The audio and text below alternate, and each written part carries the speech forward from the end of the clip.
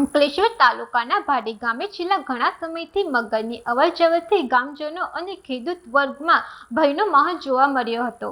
આ પરિસ્થિતિને ધ્યાનમાં રાખીને વન વિભાગ દ્વારા ભાડી ગામના ગોવા ટેકરી પાસે આવેલી ખાડી નજીક પાંજરું મૂકવામાં આવ્યું હતું।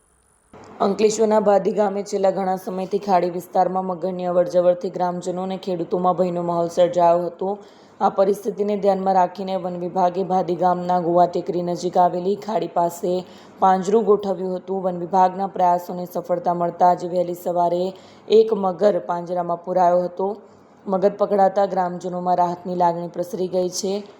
લાંબા સમયથી ખેડૂતો, ખેતમજૂરો અને સ્થાનિક લોકો ખાડી વિસ્તાર તરફ જતા ભય અનુભવી રહ્યા હતા। પ્રાપ્ત માહિતી મુજબ મગરને નિયમો અનુસાર સુરક્ષિત સ્થળે ખસેડવામાં આવશે। ગ્રામજનોએ વન વિભાગની કામગીરીને બિરદાવી હતી અને ભવિષ્યમાં પણ આવા વિસ્તારોમાં સતત દેખરેખ રાખવાની માંગ કરી હતી। વિડીયો જર્નાલિસ્ટ કરણસિંહ સાથે સરિયા ટીવી ન્યૂઝ અંકલેશ્વર।